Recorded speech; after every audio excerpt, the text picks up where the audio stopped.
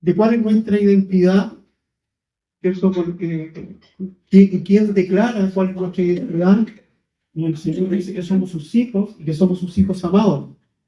Pero hoy día quiero, ya teniendo un poco esta base de quiénes somos en el Señor, quiero hablar un poco de nuestro rol, o qué rol jugamos como iglesia, ¿ya? Porque he estado pensando tanto en esto y creo que Dios nos está hablando de forma individual, pero eso tiene que concretarse de alguna manera en tal como cantamos. Qué hermoso es estar los hermanos juntos. Entonces, y aquí es donde hay un papel fundamental que juega la iglesia, el cuerpo de Cristo. Y yo quiero hablar un poco de eso. La verdad es que anoté varias cosas, pero quiero, en algún momento les dije que en cuanto a doctrina, hay dos libros que por excelencia son los libros doctrinarios, pero que también la mitad de ellos, como Romanos, que tiene 16 capítulos, 8 son de doctrina, pero 8 son de aplicación.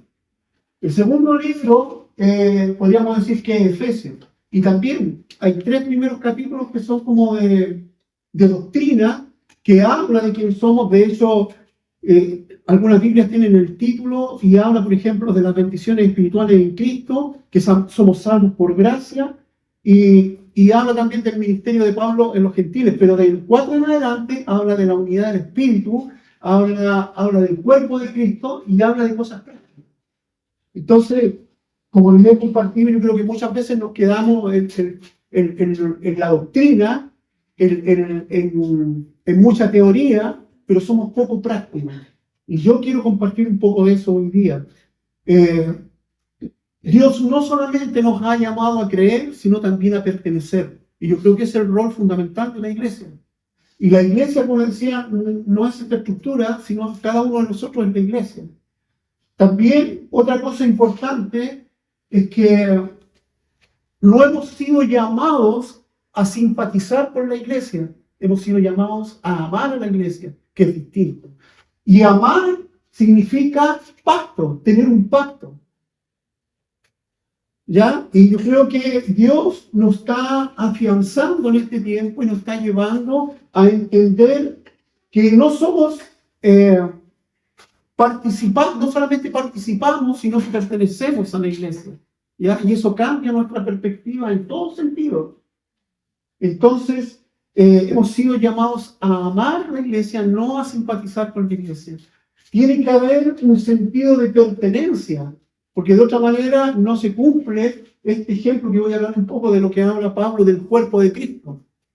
Hay un sentido de pertenencia. Hemos sido llamados, repito, no tan solo a creer, sino también a pertenecer. Y cuando somos parte del cuerpo hay todas estas bendiciones. Podemos cantar como cantábamos la última canción, un poco tiesos, como decía Milán, pero al final estábamos declarando cosas, estábamos declarando verdades.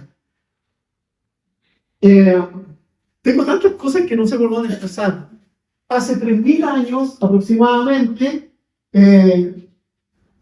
quizás en una noche estrellada, David escribió el Salmo 8, que dice: oh Jehová, Señor nuestro, cuán glorioso es tu nombre en toda la tierra. Y dice: has puesto tu gloria sobre los cielos, la luna y las estrellas que tú formaste. Cuando miro eso, dice: ¿qué es ese nombre? Para que tengas de él memoria y para que lo visites. Pero dice después: le has hecho poco menor que los ángeles.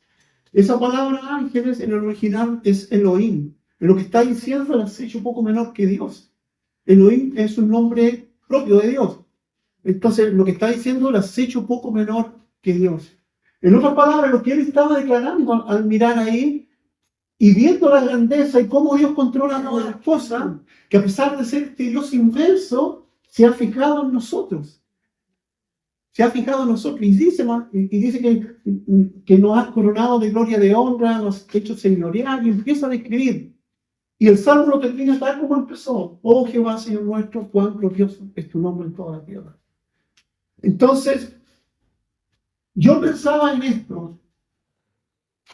Creemos en este Dios todopoderoso, en este Dios que gobierna todo, este Dios que tiene el control sobre todas las cosas. Yo creo que muchos creemos y nos admiramos de eso. O como dice Pablo, también, oh, profundidad de la riqueza, de la ciencia y la sabiduría de Dios. Cuán inescrutables son tus juicios. Cuán insondables son tus juicios, inescrutables. Tu camino, dice. ¿Quién ha conocido la mente de Dios? ¿Quién fue su compañero? ¿Quién le dio a él primero para que fuese recompensado? Dice. Pero al final dice, más para él, por él y para él son todas las cosas.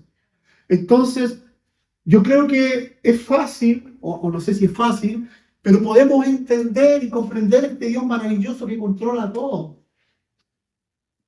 El problema lo tenemos cuando Dios empieza a hablarnos a nosotros. Y nosotros tenemos que vivir de acuerdo a lo que Dios dice. Ahí entramos en conflicto. Alguien dice por ahí, o se habla de las leyes de la naturaleza. ¿Sabes? La naturaleza no tiene leyes. La naturaleza sigue leyes o vive leyes que Dios ha creado. Son leyes de Dios que la naturaleza sigue. Pablo también dice que la creación gime por la manifestación de Cristo. La creación está más clara de quiénes somos nosotros de que nosotros mismos.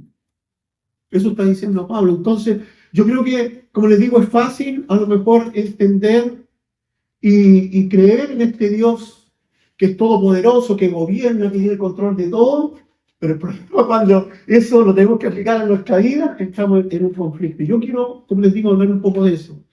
Hay una historia, vamos a ver prácticamente la mitad del capítulo 4 de Efesios, pero hay algo, hoy día les puse una iglesia ordenada, pero quiero explicarlo más adelante a qué me refiero con una iglesia ordenada, ¿ya? Me llama mucho la atención esto. Aquí Pablo está con Bernabé en un lugar y se generó todo un conflicto ahí. Y dice que vinieron judíos incluso de otras ciudades, tomaron a Pablo, lo apedrearon y lo pusieron fuera de la ciudad. Y dice que creyendo que estaba muerto, pero dice que hermanos lo rodearon, Pablo se levantó y después de eso Pablo escribió esto. Y dice ahí, confirmando los ánimos de los discípulos, exhortándoles a que permanezcan en la fe y diciéndoles, es necesario que a través de muchas tribulaciones entremos en el reino de Dios. Esto es un desafío, es un conflicto. Muchos queremos entrar al reino de Dios y yo, o sea, si uno lee solamente esto, es difícil pensar que lo está diciendo Pablo, que lo apedrearon y lo dejaron casi muerto, pero él está declarando esto. Uno puede declarar de esta forma cuando está viviendo circunstancias difíciles, pero tiene una convicción profunda, ¿ya? Entonces, como les digo, mirándolo así, pareciera algo, pero simplemente viene en el versículo anterior, que por estar predicando y por estar hablando la palabra de Dios, lo apedrearon. No es una historia que sea motivadora para contar. Pero lo que le está diciendo Pablo ahí, que a pesar de todo eso, él puede declarar esto. Y sabía el precio que tenía que pagar por compartir el Evangelio. Entonces, cuando hablo de una iglesia ordenada, Efesios ocupa una palabra, y yo creo que en algún momento compartí acerca de esto. Cuando habla de iglesia ordenada, en Efesios lo vamos a ver, usa como sinónimo de ordenada a una iglesia concertada. ¿Ya? Una iglesia concertada. Y aquí quiero hacer un alcance, y quizás es algo que lo leí en alguna oportunidad. Y aquí hay varios músicos, yo creo que me van a entender, bueno, y lo que no son músicos, yo creo que también me van a lograr entender un poco. No tan solo, para que una orquesta tenga éxito, es impensable que cuente con músicos experimentados, pareciera lógico, ¿verdad? Pero no es solamente eso. No tan solo virtuosos en la ejecución de su instrumento, sino personas que entiendan perfectamente el concepto de lo que significa concierto, o una iglesia concertada, como habla el Efesios. Algunos saben, bueno, yo fui músico, toqué saxofón por alrededor de 12 años, y por un problema en mi oído medio, tuve que dejarlo tocar hace mucho tiempo. ¿Ya? Los dedos me quedaron buenos, así que empecé a guitarrar. Pero yo tocaba en una orquesta y en mi curso, en mi colegio, todo mi curso éramos músicos. Y a mí me llamó mucho la atención cuando escuché este concepto de concierto o de una iglesia concertada. Para los que son músicos, saben que una orquesta está dividida, sí, la orquesta está dividida o se clasifican los instrumentos por categorías. Están las cuerdas, los metales, los vientos, la percusión, y todos tienen una ubicación. Hay un orden donde están. Yo pertenecía, a pesar de que el saxofón es un instrumento metálico, está en la familia de las maderas, porque lo que hace funcionar el saxofón es una caña o una lengüeta de madera. Entonces el saxofón está dentro de la familia de las maderas, aunque es un instrumento de metal.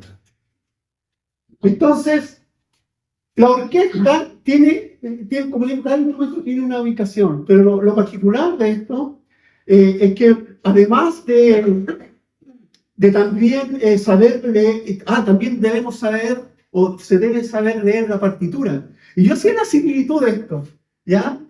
También tiene que estar atento a las órdenes del director, cuando tocar, cuando hacerlo más suave, más fuerte. Y lo interesante de esto es que cuando ahora hablamos de este concepto de orquesta, al leer la partitura, me parecía genial esto, que a veces en las partituras o parte de lo que te toca ejecutar, hay silencio también. Pareciera extraño, pero también hay silencio en un instrumento que suena, que haya dentro de la partitura silencio. Y yo creo que eso nos dice mucho, ¿ya?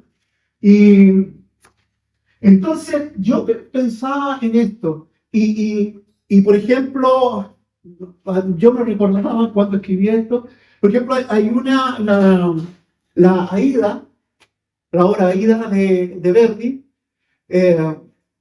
hay partes que son como monótonas, si uno mira la melodía es monótona, pero la gracia está es que esta monotonía va cambiando por los tipos de instrumentos, ¿ya? Y los demás van haciendo acompañamiento, aunque la melodía de fondo siempre es la misma, pero que lo ejecuten otros instrumentos y los acompañamientos lo hagan otros, le da una particularidad y una riqueza especial.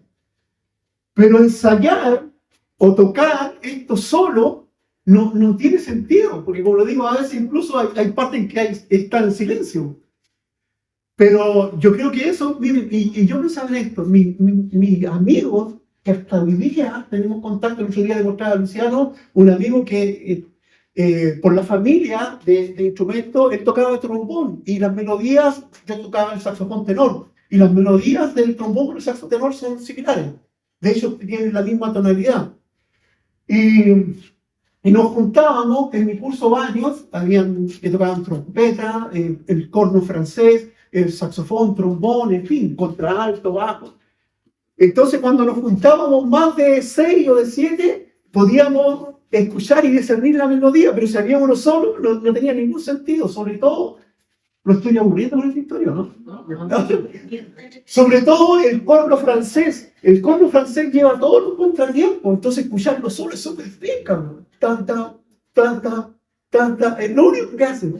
Pero cuando uno escucha entre varios y escucha la orquesta, saben, todo suena espectacular. Entonces, cuando yo leía este pasaje que habla de una iglesia concertada, me vino a la mente esto, que al final la melodía suena espectacular cuando cada uno de los instrumentos está ejecutando su parte. Y yo creo que eso tiene que ver mucho con este concepto de iglesia concertada que Pablo estaba definiendo. Tenemos una partitura a la cual cada uno debemos seguir. Hay un director que está moviendo la batuta y te está diciendo cuándo tienes que intensificar, cuándo bajar. Dígame si no tiene similitud, ¿ya?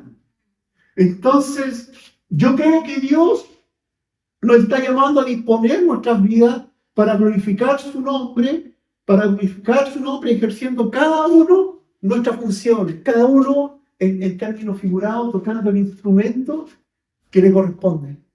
Y esa es y ahí como iglesia tenemos una armonía.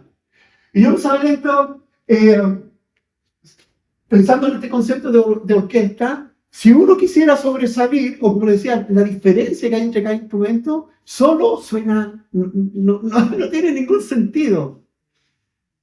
Pero al ejecutar varios instrumentos, captamos la riqueza de la obra, a lo que Dios nos ha llamado. ¿Me entienden, verdad? Entonces yo creo que el vivir en iglesia, el ser comunidad, el ser una familia, el ser llamado iglesia, está hablándonos un poco de esto. Cada uno en nuestra identidad es como si cada uno fuéramos un instrumento distinto, ¿ya? Y quizás solo podemos tocar o emitir ciertos sonidos, pero en conjunto generamos una melodía, ¿ya? Una melodía, este lenguaje, esta vida de iglesia. Por eso es tan importante como cantábamos, qué hermoso es vivir los hermanos, estar juntos en armonía. Porque dice que cantábamos porque Dios se glorifica ahí. Dios se glorifica. Entonces, es tan importante entender esto cuando entendemos que somos como una orquesta en concierto, que si yo de repente me traigo y digo, no, yo no quiero tocar hoy día, algo en el conjunto va a faltar y va a sonar distinto, va a faltar algo, ¿o no? Y yo creo que muchas veces somos así, nos taimamos, no, hoy día no quiero tocar, ¿o no? Hablando espiritualmente, muchas veces es así. Pero debemos sentir esta responsabilidad de que soy importante en la ejecución, en el desarrollo de mi vida, en lo que estoy dando en la iglesia. Es importante, porque la suma de cada uno genera esta melodía hermosa, la obra completa de lo que Dios quiere hacer con nosotros como iglesia, ¿ya? El capítulo 4 de Efesios, como les digo, no quise ponerle que íbamos a estudiar el capítulo 4 porque a mí me genera esa cuestión, no. Yo creo que cuando hacemos las cosas prácticas, la palabra de Dios se revela en nuestra vida. ¿Estuvo bien? ¿Entendieron este ejemplo? La importancia de estar juntos en armonía. Armonía es un concepto también musical, ¿ya? De hecho, la música se define como el arte de los sonidos. El arte de los sonidos, ¿ya? O sea, un sonido es un ruido nomás, pero la música es el arte. Es que ese sonido tome un significado especial. Y sumados unos a otros, armamos este concierto maravilloso que es la iglesia. Efesios 4:1 o 4:16, perdón. Si usted lee el capítulo 4, del 1 al 16, algunas Biblias tienen título y habla de la unidad del cuerpo de Cristo y también habla de la unidad del Espíritu. Si pudiéramos resumir estos 16 versículos de este capítulo, podríamos decir que está hablando de la unidad del cuerpo de Cristo y también habla de la unidad del Espíritu. Y aquí es donde aparece este concepto, dice, está en el 16, dice, de quien todo el cuerpo está hablando, en el pasaje anterior está hablando del cuerpo de Cristo, y dice que Cristo es la cabeza. Y en el 16 dice esto, mira, aquí aparece este concepto, de quien todo el cuerpo bien concertado, este concepto de concierto, bien concertado o bien ordenado, y unido entre sí por todas las coyunturas que ayudan mutuamente según la actividad propia de cada miembro, recibe su crecimiento para ir edificándose en amor. Tiene sentido por esto, ¿verdad? Tiene sentido, dice, miren, a mí me llama mucho la atención y me gusta esto que dice, y unido entre sí por todas las coyunturas que se ayudan mutuamente según la actividad propia de cada miembro. Aquí está marcando una identidad, la actividad propia de cada miembro. Y dice, recibe su crecimiento para ir edificándose en amor. El cuerpo de Cristo, su iglesia, necesita trabajar concertadamente. Necesitamos trabajar como una orquesta espiritual, concertadamente. La definición de concertada en el diccionario dice unir estrechamente, organizar compactadamente, bien coordinado, bien unido. ¿Estamos viviendo de esa manera? ¿O me siento un espectador de la iglesia o me siento parte de la iglesia? Repito, hemos sido llamados a creer, pero también a pertenecer. También a pertenecer, a tener una identidad. Lo que tú tocas, hablando espiritualmente, es necesario para que la orquesta suene mejor. Cada uno de nosotros es muy importante. Como iglesia, lo hemos aprendido, nuestro propósito es reflejar la imagen de este Dios invisible por nuestra vida. En la Biblia, o Jesús dijo, y me gusta mucho esto, habló de un gran mandamiento y nos dejó una gran comisión. Si ustedes se fijan, es como nos da identidad, ¿cierto? Nos dice que nos debemos amar unos a otros, ese es el gran mandamiento, y dice que tenemos una gran comisión. La gran comisión no la podemos llevar a cabo si no lo hagamos. En otras palabras, eso. Llevar a cabo una gran comisión necesita necesariamente que vivamos el gran mandamiento, que nos amemos unos a otros, reconocernos unos a otros.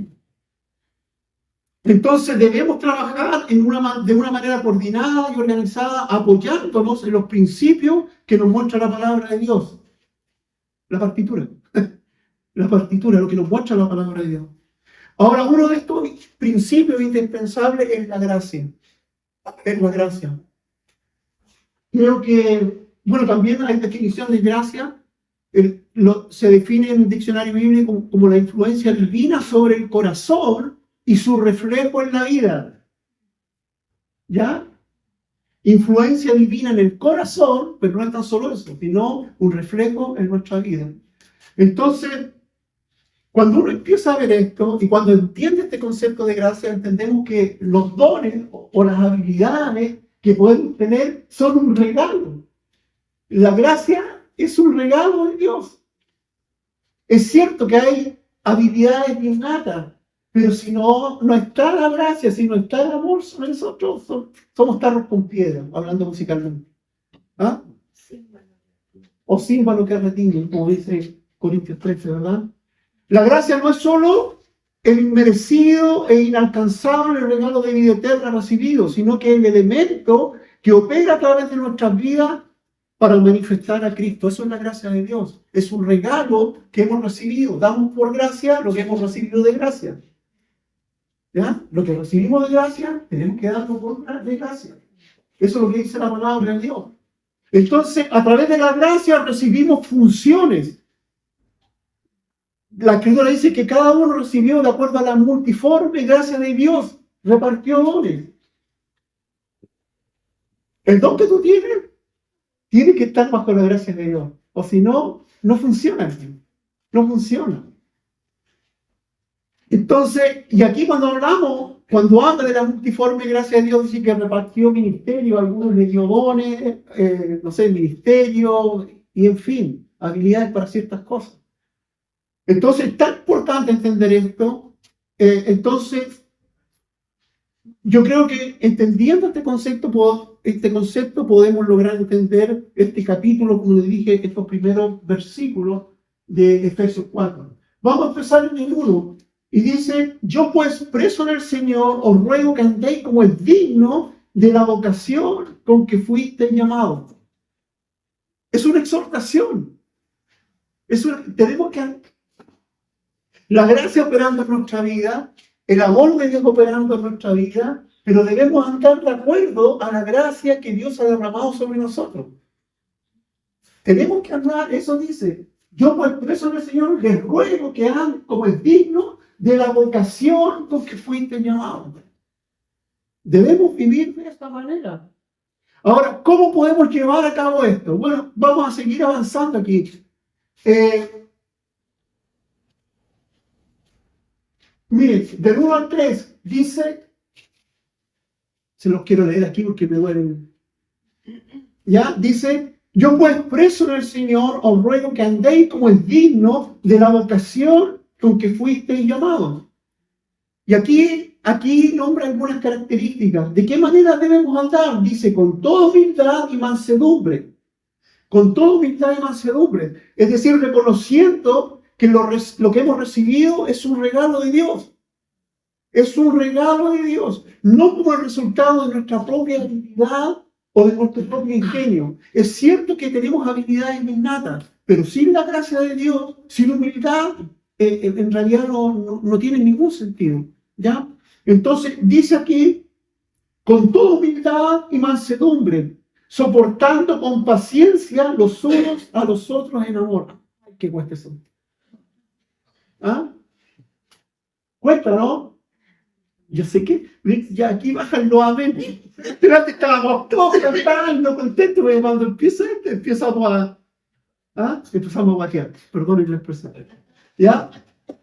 Pero miren lo que dice aquí. Analicemos un poquito, dice, soportando con paciencia los unos a otros en amor. Aquí lo que está hablando de esta diversidad. Ya dice que soportándonos unos a los otros. Nosotros generalmente queremos acomodar a los otros a lo que yo pienso, pero aquí dice que tenemos que soportarnos y amarnos los unos a los otros. Está hablando aquí de identidad. Tenemos que amarnos tal como somos. Y me llama la atención, y yo creo que tiene que ver mucho cuando la Escritura dice que Jesús y que Dios nos conoce por nuestro nombre. En otras palabras, está diciendo que Dios conoce nuestra personalidad, conoce nuestra esencia. Y nosotros, de repente, despreciamos la esencia del otro porque de repente no, que no me gusta, que es así, hermano. O estoy equivocado yo. ¿Ya? Este sermón es para otra iglesia. ¿Ah? ¿Es para otra iglesia? ¿Ah? Entonces, debemos entender, cuando habla aquí de la diversidad o de soportarnos con paciencia, debemos entender que nuestra función es una entre muchas, ilimitada en su alcance. La función mía es una entre muchas y estoy limitado, necesito de otro. Por eso dice que tenemos que amarnos y soportarnos en paciencia. Una función con medida para participar en la edificación de la iglesia. Cada uno tenemos una medida y sumados formamos el todo. No para competir ni compararnos con los demás, sino para exaltar el nombre de nuestro Señor Jesucristo.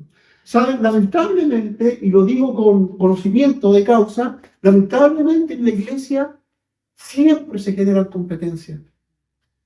Y al final las competencias lo único que hacen, nos distraen echando gallitos y no nos damos cuenta que sumados somos mejor, que sumados alcanzamos más, que sumando cumplimos el propósito de Dios. Pero siempre está esto de competir, ¿ya? Otro concepto que podemos sacar de ahí habla de diligencia para llevar a cabo nuestra función para el verdadero servicio y beneficio del cuerpo de Cristo. Me metí al diccionario preparando esto. La definición de diligencia es la virtud cardinal o la virtud fundamental, dice, con la que se combate la pereza. Interesante definición. Diligencia es la virtud cardinal o la virtud fundamental, eso significa cardinal, con la que se combate la pereza. No estén perezosos, exaltado Pablo, ¿verdad? No estén perezosos, sino que sean conocidas vuestras obras. También lo dice. Entonces, sigamos. Dice, no sé en qué versículo va ahí, solícitos en guardar la unidad del Espíritu en el vínculo de la paz. ¿Ya? Conservando la unidad en el vínculo de la paz. Conservando la unidad en el vínculo de la paz. Entendiendo que la única manera de establecer este vínculo es reconciliándonos con Dios a través de Jesucristo y llevando esta reconciliación a cada uno de nosotros. O sea, no puedo reconciliarme con mi hermano si primero no estoy reconciliado con Dios. No puedo tener comunión con mi hermano si primero no tengo comunión con Dios. No puedo hablar de que soy parte del cuerpo de Cristo si no he conocido quién es la cabeza del cuerpo de Cristo. Pareciera elemental, pero si de repente tú te pones a analizar tu vida, te vas a dar cuenta que hay muchos de estos principios que los tenemos tan grabados aquí, pero están tan poco ejecutados en nuestra vida. Qué maravilloso es amar y abrazar a tu hermano. ¿Cuántos vivimos esa realidad? ¿O es solo un concepto, una declaración? Es interesante verlo de esa manera. ¿Saben? Hemos sentido como nuestra responsabilidad, por eso estamos hablando del ayuno, porque creemos que no podemos alcanzar cosas nuevas si no nos ponemos bajo la dirección de Dios cada día. No podemos. No podemos. Y yo creo que muchas veces la iglesia y nosotros mismos en forma individual vivimos la vida del cristianismo en base a especulaciones. ¿Y cómo es eso? Que muchas veces digo, yo creo que puede ser así. Es que siempre lo hemos hecho así. Es que yo sentí que era así. Es que siempre lo hemos hecho así. ¿O no? Muchas veces vivimos nuestra vida en base a especulaciones. Pero el tiempo que empecemos a vivir, o el remedio para no vivir en base a especulaciones, es vivir en base a una revelación de Dios. Una revelación que te dice quién eres tú y qué papel juegas en la iglesia. ¿Qué es la iglesia? Entonces, cuando uno empieza a entender estos conceptos, se da cuenta que yo no puedo ser simpatizante de la iglesia. Es más, Pablo, hablando del matrimonio, le dice a los hombres que tienen que amar a su esposa como Cristo amó a su iglesia. ¿Y cómo ama Cristo a su iglesia? Dispuesto a dar su vida por ella. Entonces yo me pregunto, ¿estoy siendo un simpatizante de la iglesia o realmente la estoy amando? Si yo la estoy amando, estoy sujeto a un pacto con la iglesia y estoy dispuesto a sufrir, a darme por él, a darme por la iglesia. Entonces ahí logramos entender este pasaje que puse cuando dice Pablo, estando apedreado y todo, se paró, y los hermanos nos metieron de nuevo a la ciudad y siguió exhortando. Y a veces, yo siempre digo, nuestra lucha más grande, el día domingo la tenemos por la sábana.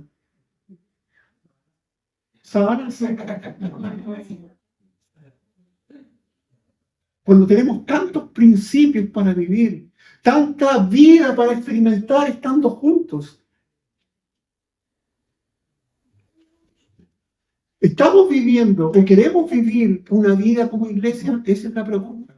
¿Estamos dispuestos a glorificar el nombre de nuestro Señor viviendo una vida o teniendo una vida como iglesia? Ese es el punto. Ese es el punto. Porque es bonito congregarnos, es bonito cantar, pero ¿dónde está mi corazón? ¿Amo la iglesia? ¿O soy un consumidor de la iglesia? Que vengo el día domingo, comunicación de servicio, cargo el domingo y llego humeando al otro domingo. ¿Me entienden? Esto se trata de una vida, de un día a día, de vivir un día a día. Hay algunos que andamos quemando aceite de repente, ¿cierto?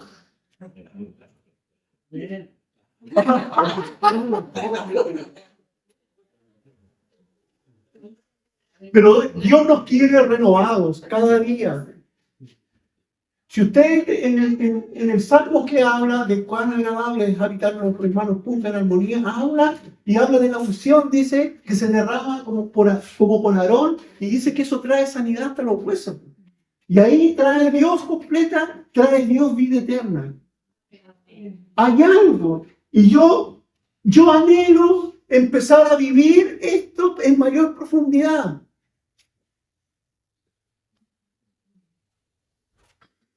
Dice que es sanidad para nuestros huesos. Yo quiero que se me ando con la chaqueta de huesos, yo quiero que se me quiten. Y en la palabra dice que el remedio está estando con los hermanos cantando. ¿Me entiende? Uno tiene que empezar a vivir estas realidades espirituales. Y entiendo, al ver esto, cuando Jesús decía que tenemos que entrar al reino, tenemos que entrar y creer como niños. El niño cree, el niño no cuestiona, cree nomás. Y nos cuesta. Nosotros vivimos en base a especulaciones. Es que siempre lo hicimos así. ¿O no? Es que resultó así la última vez. Todos lo hacen así. Yo sentí que era así, el más espiritual. Pero tenemos que vivir en base a una revelación fresca de cada día. Vivir de una revelación fresca, anhelar una revelación fresca. Puedes vivir que cuando dice la Escritura que sus promesas o sus misericordias son nuevas cada día. No puedes experimentar la misericordia de Dios día a día si primero no tienes una revelación de quién es Dios día a día. ¿Ya? Son principios. Entonces, ahora aquí, yo pues preso en el Señor os ruego que andéis como es digno de la vocación porque fuiste llamados, con toda humildad y mansedumbre, que lo vimos, soportando nuestra paciencia los unos a nosotros, lo vimos, solícitos en guardar la unidad del Espíritu en el vínculo de la paz. Ya lo vimos eso, ¿cierto? Sí. Después dice, un cuerpo y un espíritu, como fuiste también llamados a una misma esperanza de vuestra vocación. Lo que está hablando aquí cuando habla de un cuerpo, donde lo importante es que sobresalga a quién es la cabeza. ¿Ya? Es decir, Cristo, mientras nosotros vamos llevando la tarea que nos ha sido encomendada. Es decir, tiene que siempre sobresalir quién es la cabeza. Y cada uno de nosotros como miembros tenemos que llevar la tarea que Dios nos ha encomendado. Un cuerpo crece en forma organizada. ¿Eh? Si no crecemos cada uno en la medida, en la función, en el don que Dios nos ha dado, ¿saben? El cuerpo crece atrofiado. Así de simple. Entonces, por eso me gusta tanto esta similitud que hace de la iglesia Pablo con el cuerpo. Somos miembros distintos, pero coordinados cumplimos nuestra función. Como la orquesta. Todos distintos, teniendo sonidos distintos, pero sumados creamos una armonía fabulosa. Pero de repente nos gusta ser solistas, aparecer en todas, ¿o no? ¿Ah?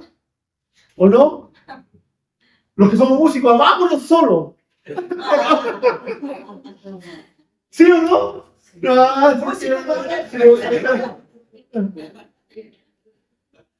Oye, a propósito de músicos, yo quiero dar las gracias hoy día. Hoy día está parte de la sub-15 aquí ministrando.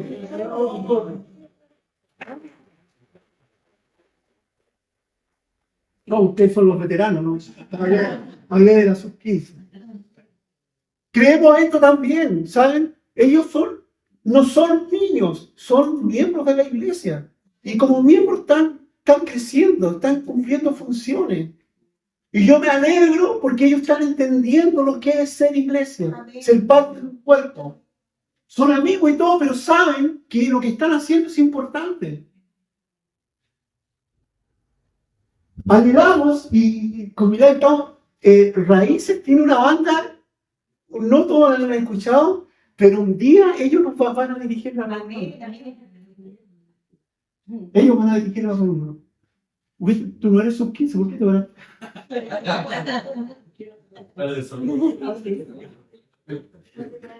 Sigue adelante un Señor, bueno, dice, también llamamos en una misma esperanza de vuestra vocación. Un Señor, una fe, un bautismo, un Dios y Padre de todos, el cual es sobre todos y por todos y en todos.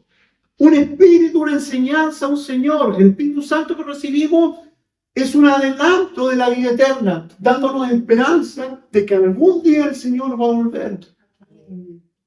Un espíritu, una enseñanza, un Señor. Una fe, un bautismo.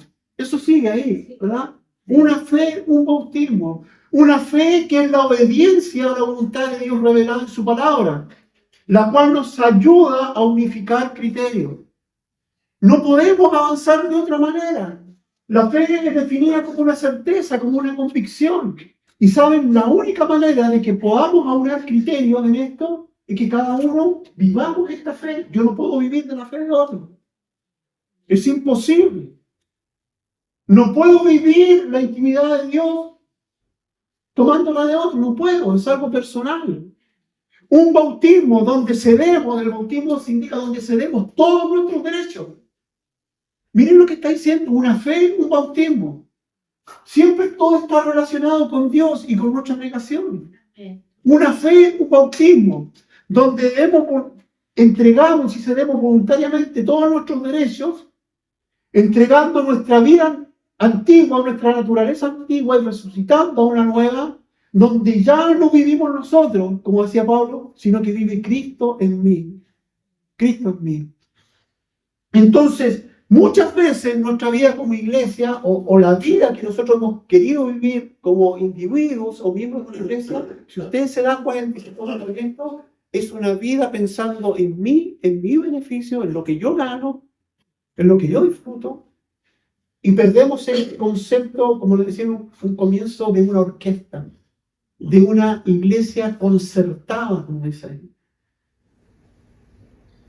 Les aseguro que si cada uno de nosotros empieza a tomar su lugar, empieza a poner a disposición de la iglesia el don que ha recibido, vamos a ser una orquesta fabulosa. Una orquesta fabulosa. Es más aún, si bajo esta lógica de que cada uno de nosotros es único, yo siempre digo, aquí vemos puros campeones mundiales. El tema es que muchas veces no hemos descubierto qué es lo mejor que hago yo. Que soy individuo, que soy único, hay algo que yo hago mejor que ustedes. Mejor que ustedes. Y tú, si eres individuo, hay algo que haces mejor que cualquiera.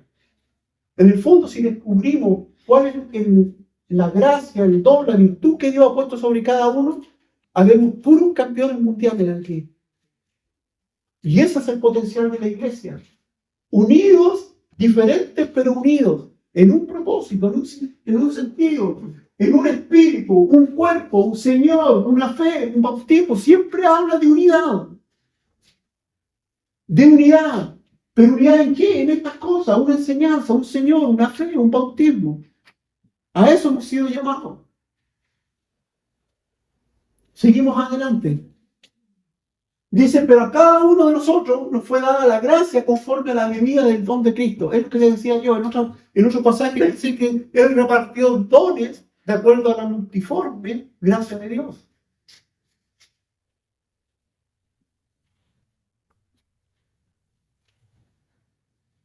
Aquí quiero centrarme también. Aquí el Efesios habla, ¿cierto?, que Él instituyó. Dice, y él mismo constituyó a unos apóstoles, a otros profetas, a otros evangelistas, a otros pastores y maestros.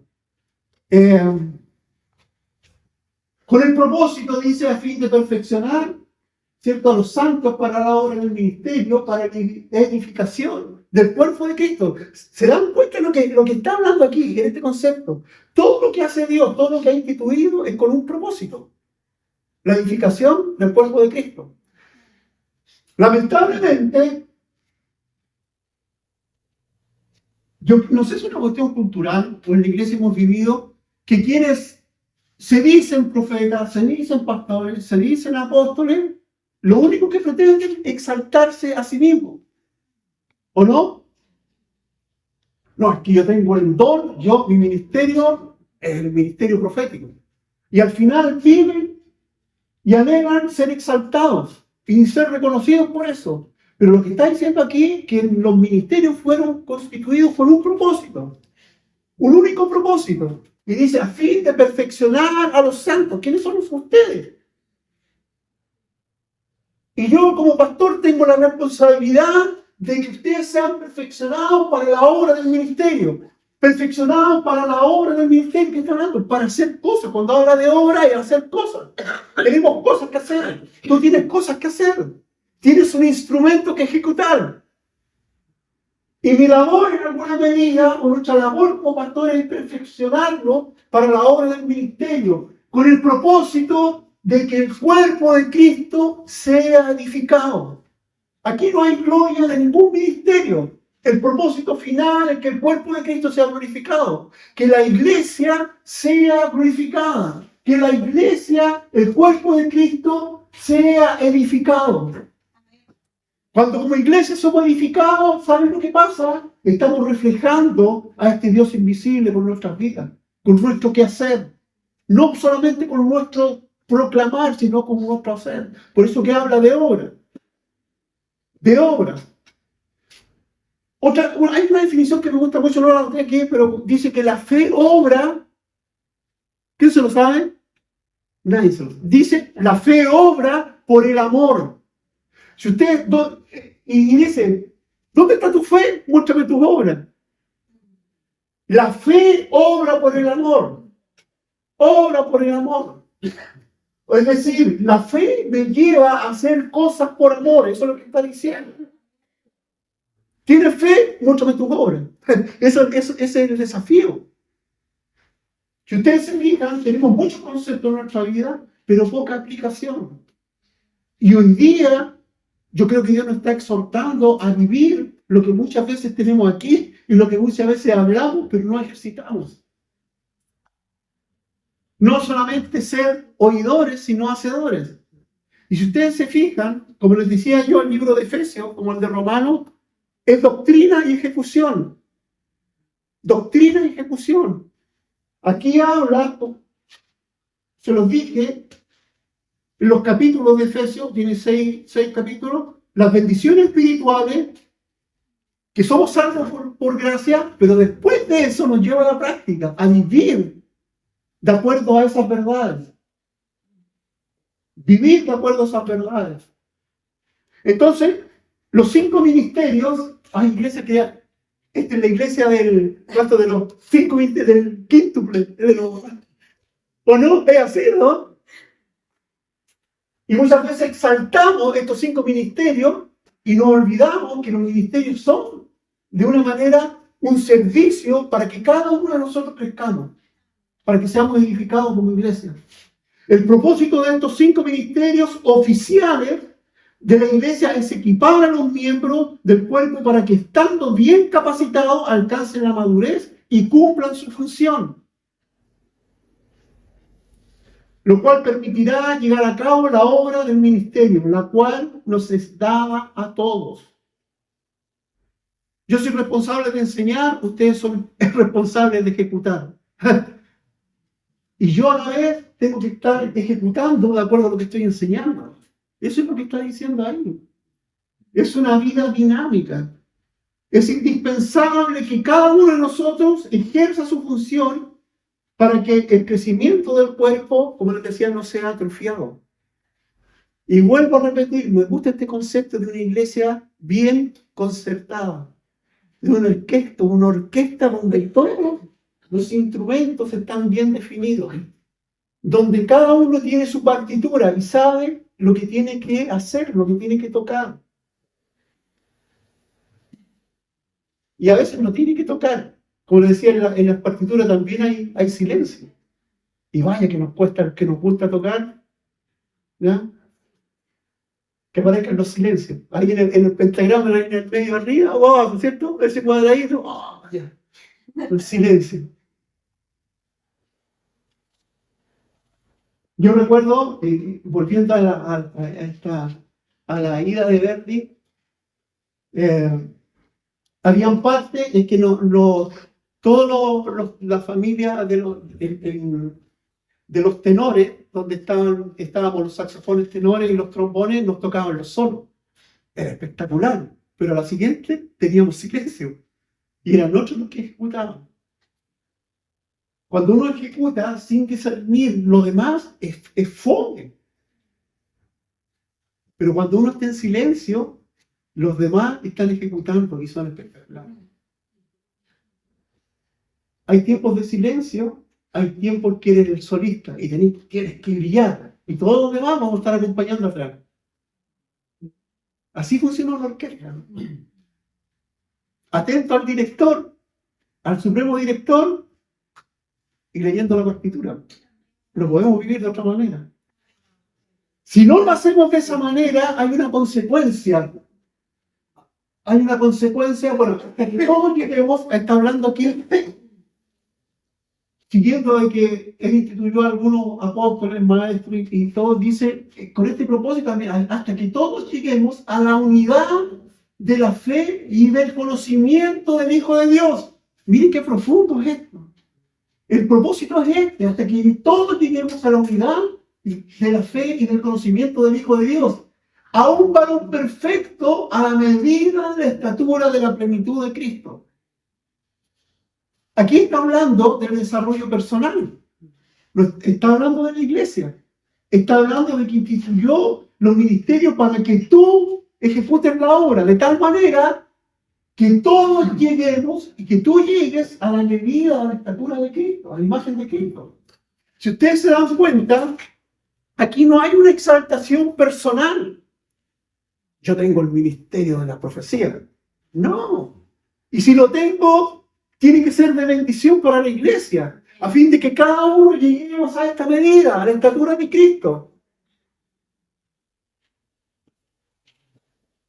Si no vivimos de esta manera, estaremos en lo que dice el siguiente pasaje. Versículo 14. Dice, para que ya... Se me perdió la... Para que ya no seamos niños fluctuantes. Para que ya no seamos niños fluctuantes, llevados por doquiera de todo viento de doctrina, por estratagemas de hombres que para engañar emplean con astucia las artimañas del error. Si no vivimos de la manera que le estamos compartiendo, caemos en esto. Si no nos estamos desarrollando, si no estamos desarrollando nuestro ministerio, si no estamos viviendo la vida a la que hemos sido llamados, vamos a caer en esto. Para que ya no seamos niños fluctuantes, llevados por doquiera de todo viento de doctrina, por estratagemas de hombres que para engañar emplean con astucia las artimañas del error. Yo creo que muchas veces hemos vivido equivocadamente. Y empiezo hablando por mí. Por eso es necesario tener intimidad, tener una revelación de Dios para cada día y vivir de acuerdo a lo que Dios tiene planeado. ¿Saben? Yo pienso de esta manera. Si Dios ha permitido que nos podamos reunir acá, es porque Dios, yo lo veo así, está armando una orquesta. Amén. Está armando una orquesta.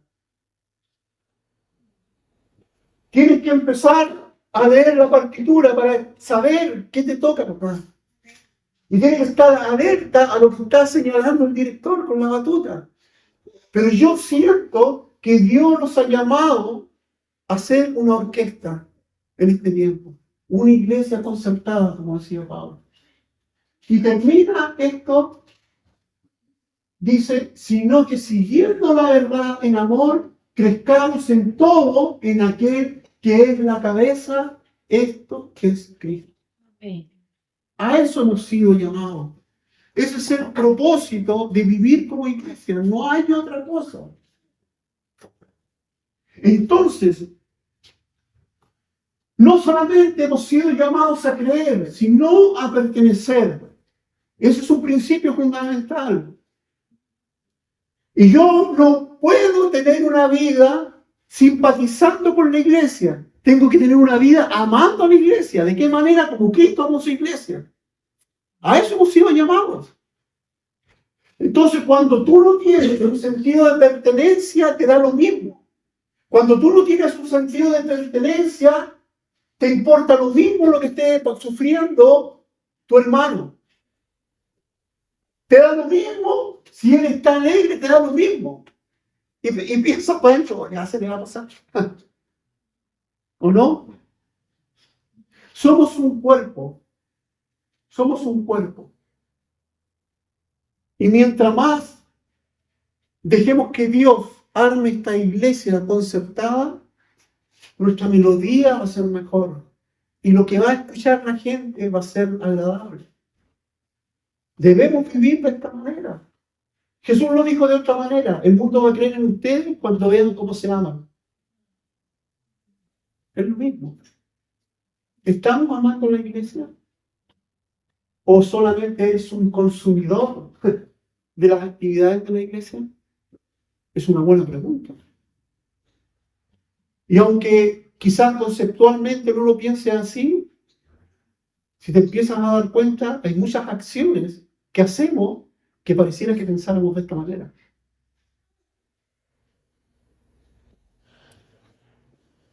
Estamos dispuestos a dar la vida por la iglesia, y cuando hablo de iglesia no estoy hablando de esta iglesia local. En el lugar donde sea, el principio es el mismo. ¿Estás dispuesto a amar la iglesia como la amó Cristo? ¿O solamente simpatizas con la iglesia porque te gusta la música, porque el pastor es bacán? O la esposa del pastor. Son preguntas interesantes que hay que hacerse. ¿Cuál es la motivación? ¿Cuál es la motivación para ser parte, para asistir? Somos un cuerpo y nos hacemos falta, nos necesitamos unos a otros. De otra manera, el cuerpo, como dice ahí, crece atrofiado. ¿Estamos dispuestos a vivir esta vida? Y esto duele. Y como dice, tenemos que soportarlo. Pero si tenemos claro este concepto de una iglesia unida, concertada, les aseguro que cambia nuestra perspectiva. Y me siento parte de lo que Dios está haciendo en este lugar. Amén. Oramos al Señor. Oramos al Señor. Yo sé que este tiempo ha sido quizás de entregar conceptos, principios, pero también tenemos canales para orar si tienes alguna necesidad. Entendemos también que cada uno vive circunstancias adversas. Y yo no sé qué circunstancias pueda estar viviendo, pero también queremos orar por esto. ¿Ya? Es parte de nuestra vida como iglesia. Llevarnos las cargas, alegrarnos y sufrir con el que sufre, alegrarnos con quien está alegrando. Así que les invito a ponerse de pie y vamos a orar.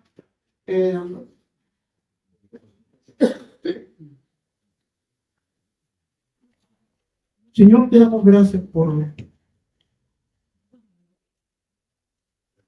Te damos gracias por tu Espíritu Santo, Señor. Gracias porque sin ser merecedores de nada, tú lo has impuesto todo, Señor, para nuestras vidas. Dios mío, yo pido que tu Espíritu Santo traiga una revelación fresca a nuestras vidas. Para saber quiénes somos, pero también para saber qué tenemos que hacer.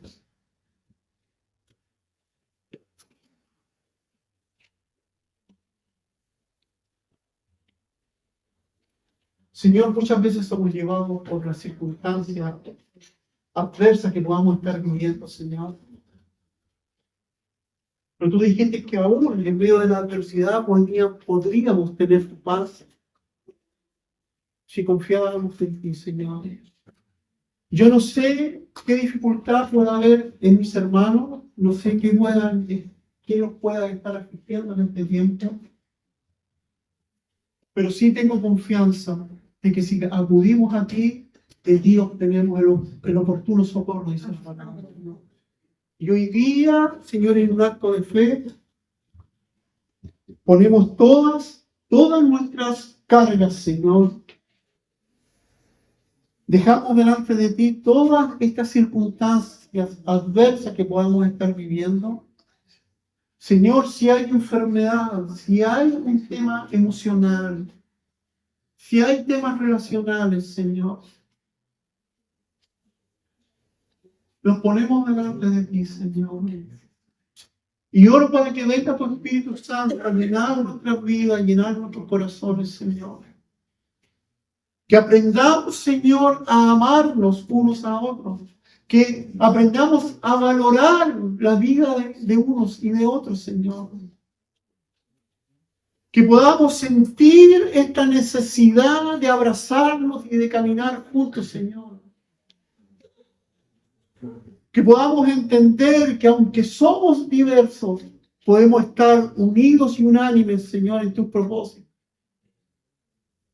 Glorifícate, Señor, en nuestras debilidades.